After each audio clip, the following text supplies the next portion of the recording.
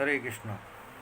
उग्रं वीरं महां विष्णुं ज्वलन्तं सर्वतोमुखं नरसिंहं भीषणं भद्रं मृत्युं नमाम्यहम्। उग्रं वीरं महां विष्णुं ज्वलन्तं सर्वतोमुखं नरसिंहं भीषणं मृत्युं नमाम्यहम्। ये नरसिंह भगवान का मंत्र है, नरसिंह भगवान का महामंत्र है। ये महामंत्र नरसिंह भगवान के लिए है, जिसको नरसिंह भगवान के लिए उच्चारण किया जाता है। और ऐसा कहा जाता है कि किसी युग में ये महामंत्र हुआ करता था कि जो लोग भी भगवान की प्राप्ति करना चाहते थे वो इस मंत्र को उच्चारण करके भगवान को प्राप्त करते थे।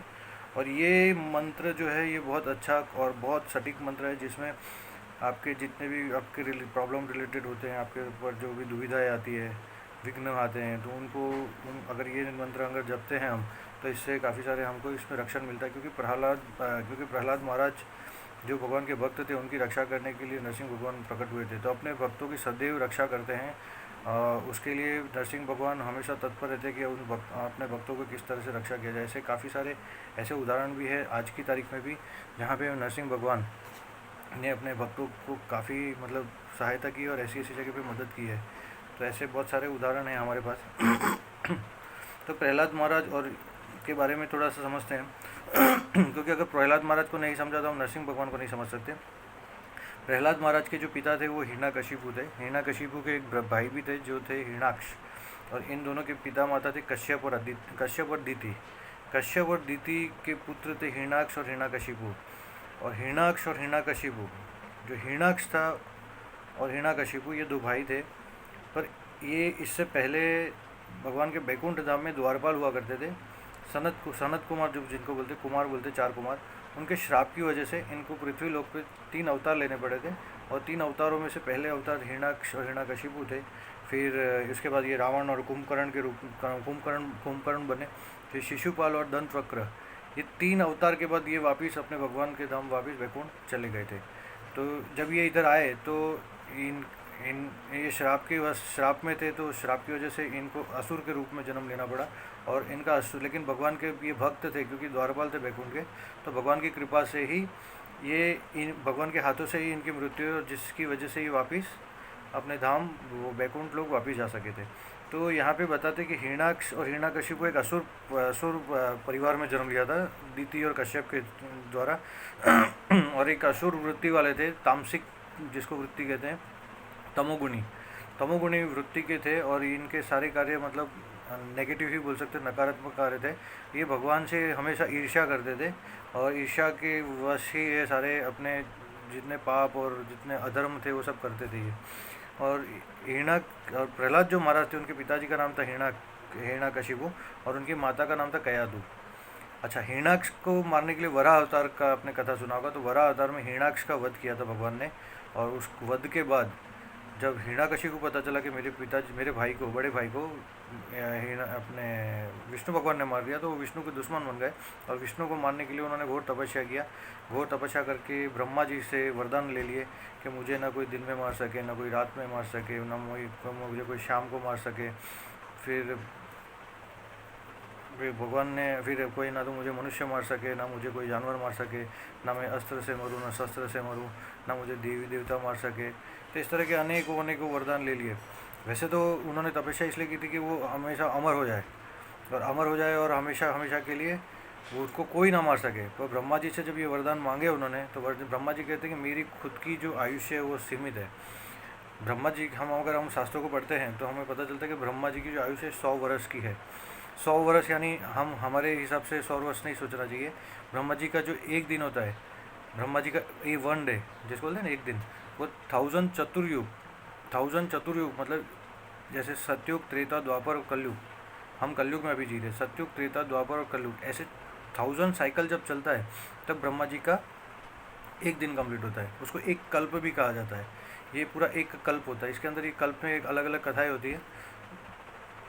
तो ये ब्रह्मा जी से जब इन्होंने वरदान मांगा कि मुझे आप हमेशा के लिए अमर कर दीजिए, मेरा कभी कोई मृत्यु न कर, तो ब्रह्मा जी ने उनको ये उत्तर दिया कि जब मेरी खुद की मृत्यु निश्चित है तो ये वरदान मेरे बस में भी नहीं है, ये वरदान मैं नहीं दे सकता।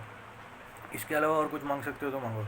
तो हिरण्यकशिपु ने थोड़ी सी चालाकी दिखाई और थोड़े से रास्ते निकाले कि मुझे ना तो कोई दिन में मार सके, ना कोई रात में मार सके, ना घर के अंदर मार सके, ना घर के बाहर मार सके, ना मुझे कोई अस्त्र से मार सके, ना शस्त्र से मार सके, ना मुझे कोई मनुष्य मार सके, ना कोई देवता मार सके। तो इस तरह से उन्होंने ऐसे वर मांगे। अगर हम थोड़ा सा इस वर, जिस तरह से वर मांगा है, अगर आज के परिप्रेक्ष्य में अगर हम देखते हैं तो हम देखते हैं कि आज के आधुनिक लोग, उनको ऐसा लगता है कि वो हर तरह से बच जाएंगे। तो वो क्या अलग अलग रास्ते निकालते हैं कि हम ऐसा नहीं कर ले, वैसा कर लेंगे तो हम ये बच जाएंगे। कुछ जैसे कि अभी आप देख रहे हैं कोरोना वायरस चल रहा है, तो कोरोना वायरस में लोगों को लगता है कि मास्क पहन लेंगे तो हम बच जाएंगे। कल उठ के ऐसी महामारी भी आ सकती है जो पानी के थ्रू आए, जो पानी शुद्ध ना हो पानी आप पिए और पानी की वजह से वायरस चले। तो हम ऐसा वैज्ञानिक सोचेंगे कि हम पानी उबाल के पी लेंगे। फिर ऐसी भी महामारी आ सकती है जहाँ पे हम हवा के द्वारा मतलब ये संक्रमण होने लगे। तो हमारे वैज्ञानिक और हमारे बुद्धिजीवी कितना भी तर्क और बुद्धि लगा दे, पर जो भगवान ने निर्धारित किया है, जो भगवान ने जिस तरह से हम हमारे लिए डिसाइड किया है, तो उसी तरह से सारे कार्य होंगे। उसमें कोई भी चेंजेस नहीं हो सकते। भगवान के सामने हमारे विज्ञान, हमारा साइंस सब फेल है। तो यहाँ पे ये हिरण्यकशिपु ने भी ऐसे ही सारे वरदान मांगे भगवान से कि ये हो जाए, तो ऐसा नहीं होगा, वैसा नहीं होगा, तो मैं कैसे भी करके अपना को प्रोटेक्ट। उसके बाद उनको ये भी घमंड भी हो गया और इतना कॉन्फिडेंस भी आ गया कि अब मुझे कोई भी नहीं मार सकता। जैसे कि आज हम लोग भी ऐसा, हम हमारे जो बुद्धिजीवी उनको भी ऐसा लगता है कि हम अब सुपीरियर हो गए, हम सुप्रीम है, हमारी बुद्धि सबसे श्रेष्ठ है। वो अपनी बुद्धि के आगे कुछ भी नहीं समझते। यहाँ तक कि मैंने देखा है कुछ लोग भगवत गीता तक को नकारात्मक दृष्टि से देखते हैं। वो ये भूल जाते हैं कि भगवान की वाणी है, भगवान ने उपदेश दिया है, भगवान ने उपदेश मनुष्य जाति के लिए दिया है, मनुष्यों के लिए दिया है, किस तरह से हमें जीवन जीना चाहिए। पर वहाँ पे भी वो अपनी बुद्धि से तर्क लगाते हैं कि भगवत गीता के अंदर भगवान ये गलत बोल रहे हैं, या ऐसी बात है ही नहीं, या भगवत गीता को मानने से इनकार कर देते हैं। तो ऐसे हिरण्यकशिपु जैसे असुरी जो वृत्ति होती है हमारे में अंदर है, तो वही हमको ऐसा नकारात्मक, जिस तरह से हिरण्यकशिपु को ऐसा हो गया कि उसको कोई अब मार ही नहीं सकता, क्योंकि तो उसकी बुद्धि से उसने सारे वर्त भगवान से प्राप्त कर, ब्रह्मा जी से प्राप्त कर लिए हैं। अब वो अमर हो गया है, अभय हो गया है। तो इसी तरह से तो हिरण्यकशिपु जब ये तपस्या करने गए थे, उसके बीच उनकी जो पत्नी थी कयादु, वो गर्भवती थी और नारद मुनि उनके गर्भ में थे। तो नारद मुनि उनके गर्भ में प्रहलाद महाराज थे। तो प्रहलाद महाराज जब इंद्र को पता चला कि हिरण्यकशिपु तपस्या करने गया है और उसका बालक कयादु के गर्भ में है, तो उसको ऐसा लगा कि अगर इसको गर्भ में ही मार दें तो दूसरा असुर जन्म करने से हम लोग उसको पहले से ही हम प्रोटेक्ट हो जाएंगे, हम उसको पहले से ही मार दें, थोड़ा प्रिकॉशन ले लें। तो इंद्र जब अदिति को कयादु को जब लेके जा रहे थे, उठा के लेके जा रहे थे, और वो बोल रहे थे कि मैं इसके बच्चे को मार डालेंगे हम, तो नारद जी बीच में रुके और नारद मुनि ने इंद्र को रोका। इंद्र को बोला कि आप ऐसा क्यों कर रहे हो। तो उन्होंने बताया कि इसके गर्भ में एक असुर है जिसको हम मारना चाहते हैं, ताकि हम हिरण्यकशिपु जैसा और एक राक्षस को हमको सहन करना पड़े। तब नारद जी ने कहा कि नहीं नहीं, आप परमात्मा की जो विधि विधान है उसको नहीं जानते। इनके गर्भ में जो बालक है वो महाभागवत है, महाभागवत जिसे कहते हैं, भक्त है, बहुत बड़ा भक्त है, आप नहीं जानते उसको। तो फिर इंद्र ने नारद मुनि की बात मानी और अदिति को कायादु को अपने उनके साथ ले लिया और अपने आश्रम में ले गए। अपने आश्रम में ले जाने के बाद जब उन्होंने कायादु को मतलब रखा, और उस समय पे नारद मुनि ने प्रहलाद महाराज जब गर्भ में थे तब ये ज्ञान उनको देना चालू किया प्रहलाद महाराज को कि भगवान कौन है, सृष्टि क्या है, हमारे मनुष्य जन्म का उद्देश्य क्या है, हमें कैसे जीना चाहिए, हमारा जो भगवान के प्रति हमारा भाव क्या होना चाहिए, ये सारी चीज़ें उन्होंने बताई। और वो शिक्षा उन्होंने, जिसको आध्यात्मिक शिक्षा बोलते हैं, एक आध्यात्मिक गुरु की तरह नारद जी ने प्रहलाद महाराज को ये सारी शिक्षाएं दे दी। तो ये भक्त तो थे ही पहले से, और प्रहलाद और नारद मुनि जैसे भक्त जिनकी वजह से प्रहलाद महाराज और वरिष्ठ भक्त की तरह हो गए। तो ये थोड़े से जानते हैं। फिर क्या हुआ, जब तपस्या करके आ गए तो उनको ऐसा लगा कि ये तो अभेदान हो गया मुझे हिरण्यकशिपु को। तो उसने अत्याचार मचाना चालू कर दिया हर जगह, हर किसी को भी जीना नहीं दिया। साधु जो होते थे, ऋषि होते थे, उनको यज्ञ करने नहीं देते थे। फिर जो मतलब जितने भी घिनौने और गंदे काम होते वो सारे उनके राज्य में सब चलने लगे। कोई भगवान का नाम लेता तो उसको मार दिया जाता था। तो इस तरह की सारी चीज़ें उनके राज्य में होने लगे। तो यहाँ पे जब प्रहलाद महाराज थे तो उन्हीं के पुत्र थे। तो जब वो गुरुकुल में पढ़ने भेजा गया तो उनके गुरुकुल में जो उनके शिक्षक थे, तो शुक्राचार्य के दो पुत्र थे, शंड और अम्रक के नेतृत्व में इन्होंने शिक्षा दिलवाई प्रहलाद महाराज को। आध्यात्मिक नहीं, ये भौतिक शिक्षा थी। जैसे कि अर्थशास्त्र हो गया, विज्ञान हो गया, गणित हो गया, इस तरह के जो शब्द, इस तरह के जो सब्जेक्ट हैं, ये पढ़ाने के लिए नारद ये इन शुक्राचार्य के दो पुत्रों ने इनको शिक्षा देना चालू किया। पर प्रहलाद महाराज तो पहले से बहुत बड़े भागवत थे, तो उनको पता था कि मेरा जीवन का उद्देश्य क्या है, क्योंकि नारद मुनि जैसे उनके गुरु थे, जो आध्यात्मिक गुरु थे उन्होंने उनको ऑलरेडी ज्ञान दे दिया था। तो ज्ञान उनके पास था, उनको पता था कि हमारे जीवन में हमें क्या करना है, हम ये जीवन जन्म क्यों प्राप्त हुआ है, हमें किस उद्देश्य से प्राप्त हुआ है। तो वो उस उद्देश्य के पीछे ही लगे रहे। तो उनका एक ही लक्ष्य होता था कि भगवान को कैसे प्राप्त करना है, भगवान को कैसे संतुष्ट करना है, और भगवान के लिए कैसे अपना हम दास बन सकते, भगवान की सेवा में हम कैसे तत्पर रह सकते हैं। यहाँ पे ये बहुत अच्छी चीज़ सीखने की है। तो अब होता क्या है कि हम हमारे जीवन में हमारी इंद्रिय तृप्ति के लिए हम हमारा जीवन व्यतीत करते हैं। जैसे कि हम अच्छा देखने के लिए मूवीज़ थिएटर्स वगैरह में जाते हैं, हम अच्छा खाने के लिए रेस्टोरेंट्स और अलग अलग जगह जाके खाते हैं।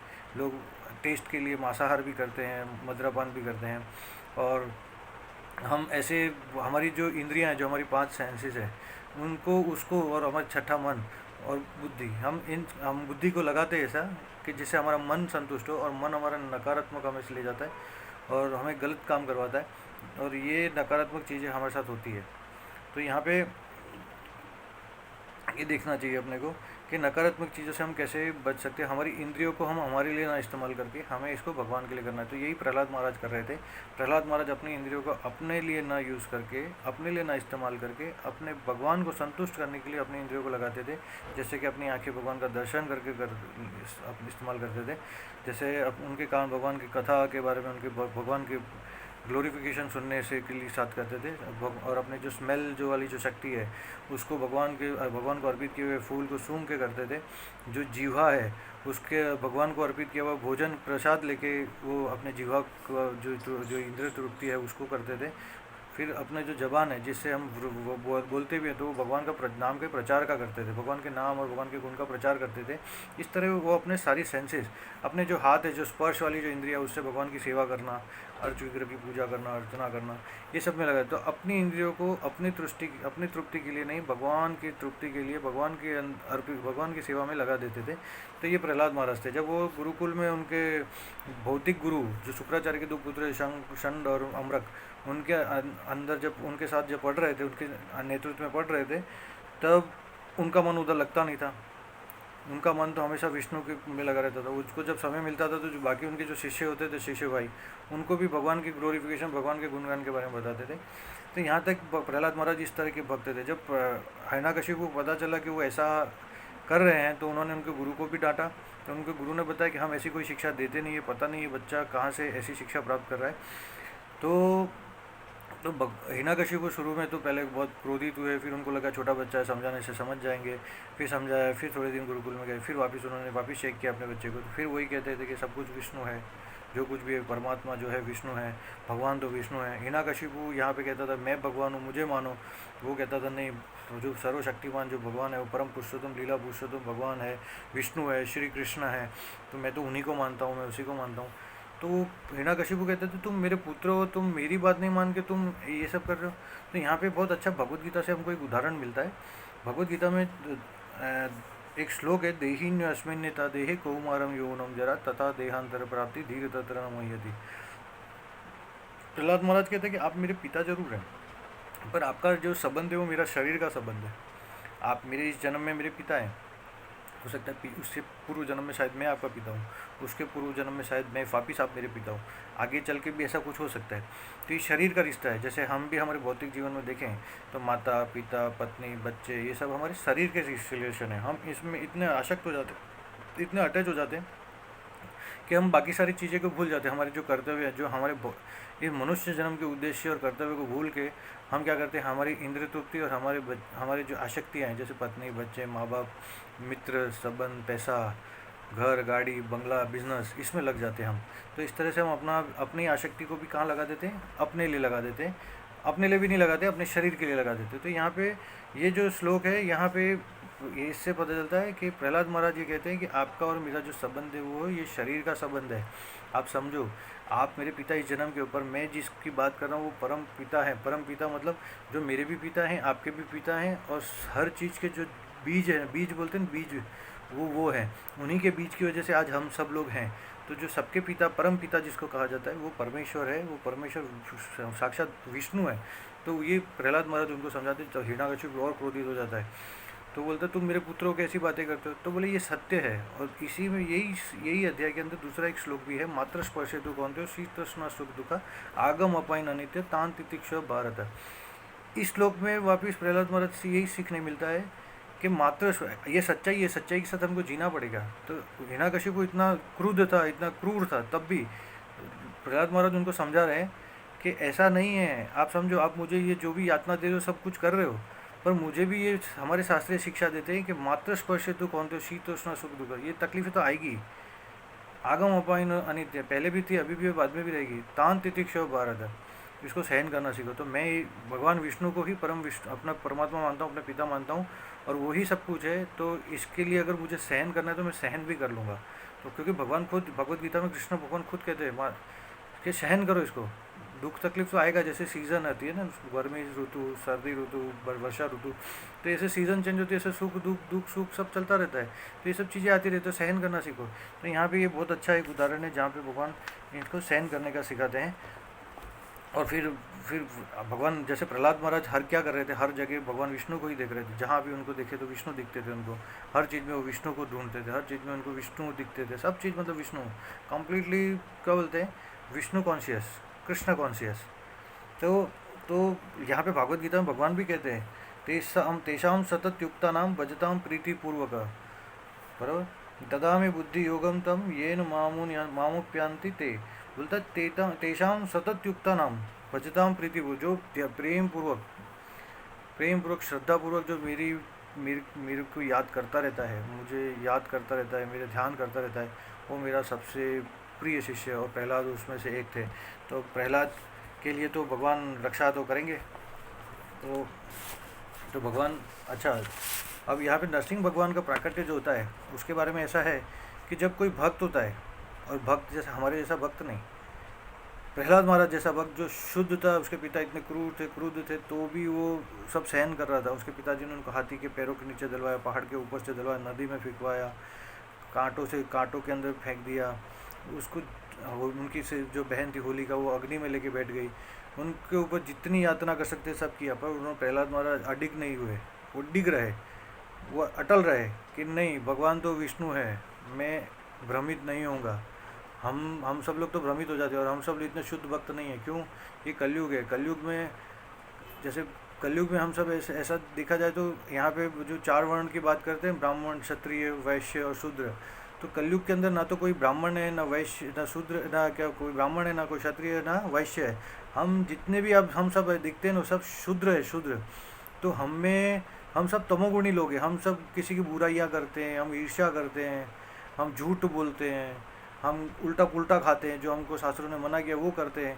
हमको कोई हम किसी को अच्छा नहीं देख सकते। ये जलन की भावना, द्वेष की भावना, ईर्ष्या, लोभ, लालच, ये सब हमें भरा है। हम सब शुद्र हैं। पर उस वक्त प्रहलाद महाराज बड़े शुद्ध थे, क्योंकि शुद्ध सतोगुणी थे, सतोगुणी थे एकदम। हम सब तमोगुणी हैं।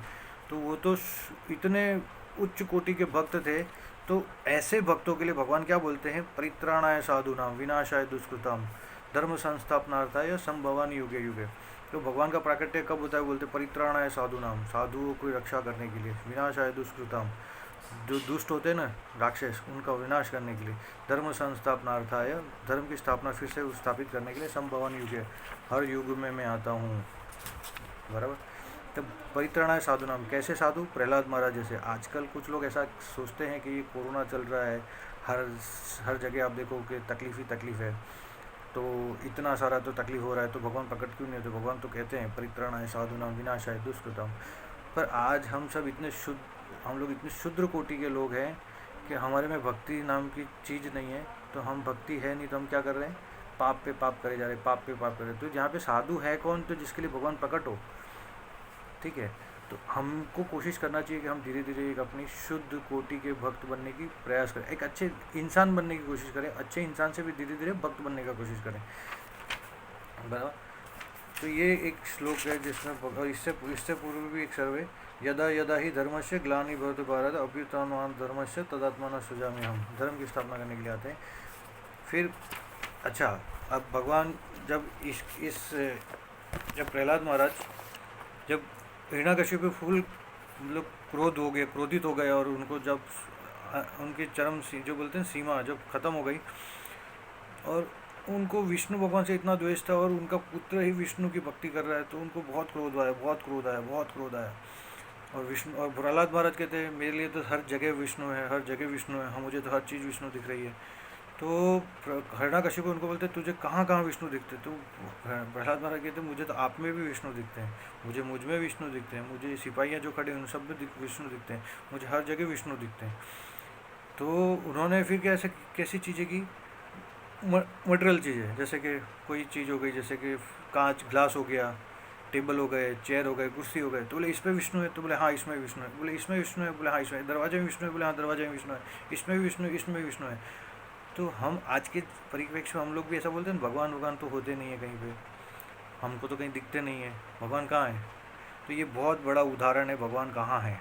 भगवान हर जगह पे है, हर कण कण में है, भगवान हर जगह पे है। तो जब उसको क्रोध आता है तो कहता है ये खंबे में भी विष्णु है, तो प्रहलाद महाराज कहते हैं हाँ ये खंबे में विष्णु है। तो वो क्रोध के मारे अपना गदा उठाता है और बोलता है मैं आज इस खंबे को तोड़ डालूंगा, क्योंकि इसमें तेरा विष्णु है, तो मैं इसको तोड़ के ख़त्म करता हूँ। तो जैसे खंबे पे वो अपना गदा चलाने जाते हैं, तो देखो भगवान उस खंबे में से भी प्रकट होते हैं। हम कृष्ण लीला में देखते हैं देवकी मैया के गर्भ से भगवान धारण जन्म लेते हैं, बराबर। फिर आप देखो वामन वामन देव थे, उन्होंने अपने माता के गर्भ से जन्म लिया था।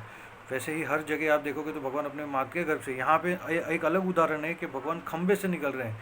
तो हम तो भगवान का क्या बोलते हैं, भगवान अपने इसी भगवत गीता के अंदर चौथे अध्याय के अंदर 9वें नंबर का श्लोक है, उसमें कहते हैं जन्म कर्म च में दिव्यम, बोलता है मेरा जन्म और कर्म दोनों दिव्यम है, उसको कोई जान नहीं सकता है। यो वेति तत्वतः, उसे कोई जान नहीं सकता है। त्यक्त्वा देह पुनर्जन्म नेति मामेति सो अर्जुन, ये अर्जुन को बताते हैं कि इससे पहले भी तुमने कई जन्म लिया है, तुम्हें याद नहीं है, पर मेरा जन्म कर्म सब दिव्य है, भरा भगवान ऐसा खुद कहते हैं। तो खंबे से भी भगवान प्रकट हो गए।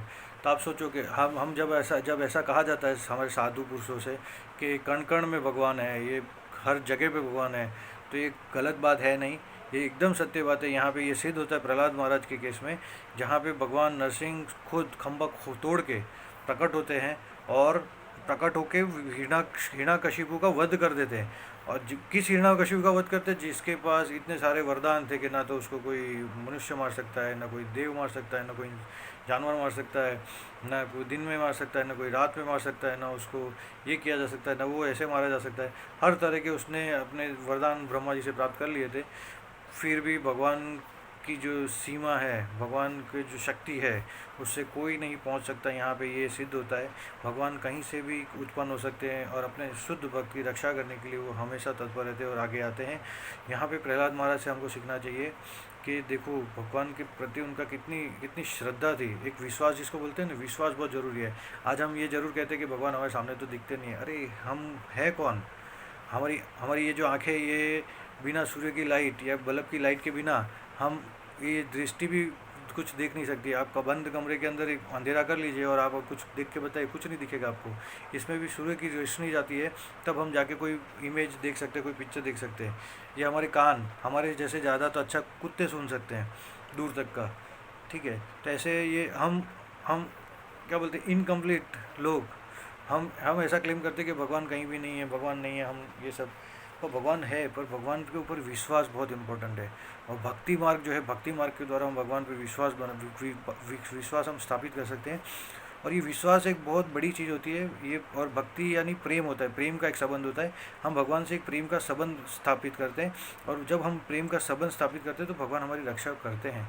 एक केस है साउथ अफ्रीका का, हम इस्कॉन टेम्पल से बिलोंग करते हैं। तो इस्कॉन टेम्पल के वहाँ पे एक भक्त अपने बच्चे के लेके तकरीबन आया करते थे वहाँ पे मंदिर में।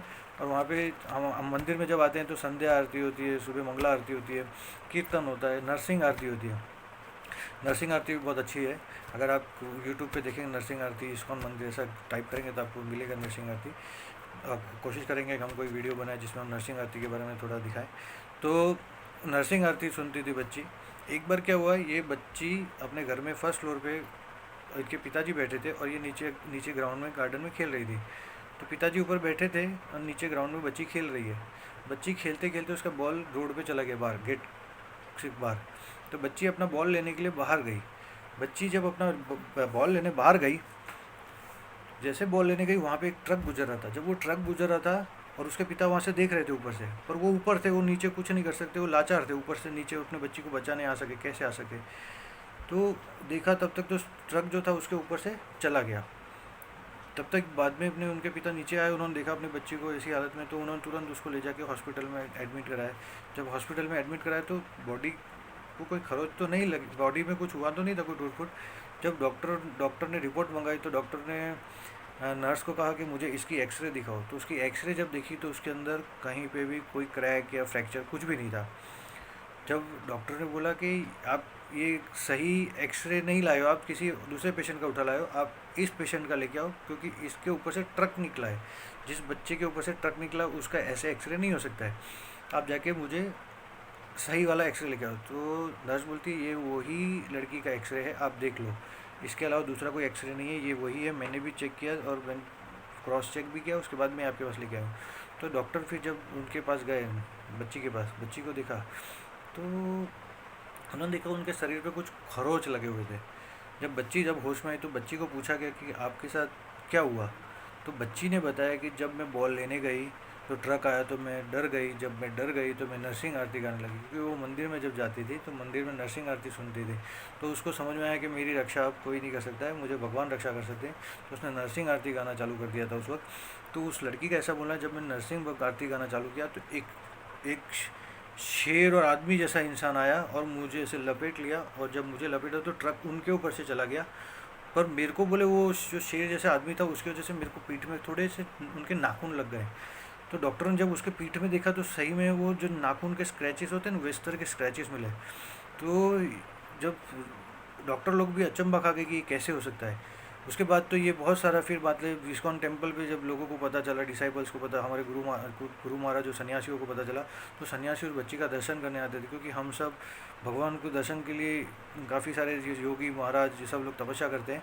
वहाँ पे इस बच्ची ने तो साक्षात भगवान साक्षात उस बच्ची को बचाने आए थे। तो हम सब डिवोटी के लिए तो बच्ची प्रहलाद महाराज से कम नहीं थी। तो ऐसे नरसिंह भगवान के जो मंत्र है, ये जो मैंने आपको बताया, उग्रम वीरम वहाँ विष्णु ज्वलंतम सर्वतम मुखम नरसिंह भीषणम भद्रम मृत्यु नमामि हम, ये मंत्र भगवान नरसिंह के लिए जो हमारी रक्षा करते हैं, तो ये मंत्र बहुत अच्छा है। तो हमें प्रहलाद महाराज ने सीखना चाहिए कि हमें किस तरह से विश्वास करके भक्ति करना चाहिए, भगवान में कितनी तरह से दृढ़ रह के हम रह सकते हैं। तब हमारे भगवान भी हमारे लिए करेंगे, रक्षा करेंगे, हमारी सहायता करेंगे हर तरह से। और हमें हमारा उद्देश्य नहीं भूलना चाहिए, हमें भगवान को क्यों याद करना है, क्योंकि हम यहाँ पे भटके हुए लोग हैं। हमें यहाँ से मुक्ति पाकर भगवान के धाम वापस जाना है, जहाँ पे हम उनके हमेशा उनके साथ रह सके, उनके साथ रिलेशन स्थापित करके हम वहाँ पे भगवान के साथ संग प्राप्त कर सकते भगवान का। और नरसिंह भगवान हमें बहुत सारी शिक्षाएं देते हैं। आप भागवतम का 7वां स्कंद पढ़ेंगे, 7वें स्कंद के अंदर कुछ चैप्टर्स हैं, उसके अंदर आप देख सकते हैं। तो उसमें भगवान नरसिंह भगवान काफ़ी सारे उपदेश देते हैं हम कैसे प्रहलाद महाराज को और दूसरे सब भक्तों के लिए। और यही भागवतम के अंदर, भागवत पुराण की बात कर रहा हूँ, भागवत पुराण के अंदर 5वें स्कंद के अंदर भी कुछ लोग हैं जो बताते हैं कि प्रहलाद महाराज आप स्तुति करते भगवान नरसिंह भगवान के लिए। और ये मेरे ख्याल से सुखदेव गोस्वामी और युधिष्ठिर महाराज का जो वार्तालाप है, संवाद है, उसके अंदर बताया जा रहा है कि किस तरह से नरसिंह भगवान की स्तुति की और क्या है नरसिंह भगवान के बारे में। तो वो थोड़ा सा और डीपर सब्जेक्ट है, तो उसमें बहुत समय लग सकता है। तो मोटा मोटा आपको ये बताना चाहते थे कि कल नरसिंह चतुर्दशी है, हो सके तो आप उपवास कीजिए सुबह से लेकर रात तक, और अगले दिन आप उपवास खोल सकते हैं। आप इस दिन कोशिश कीजिए कि आप कोई अनाज ना खाएं, किसी भी प्रकार का अनाज ना खाएं, लेकिन आप दूध पी सकते हैं, आप फल फ्रूट खा सकते हैं, आप फरारी जिसको बोलते हैं साबूदाना खिचड़ी, इस तरह की चीज़ें आप बना सकते हैं, आलू की सब्ज़ी बना सकते हैं, आलू की भुर्जी बना सकते हैं, जो आप उपवास में खा सकते हैं अनाज के सिवाय। ऐसा उपवास कीजिए, नरसिंह भगवान आप सबकी भी रक्षा करेंगे, आपके परिवार की रक्षा करेंगे, हमारे समस्त जो ये विश्व अभी जो ये आपदा कोरोना आपदा से भुगत रहा है उससे भी हमको मदद करेंगे। तो आप सबसे ये रिक्वेस्ट है। हरे कृष्णा, धन्यवाद।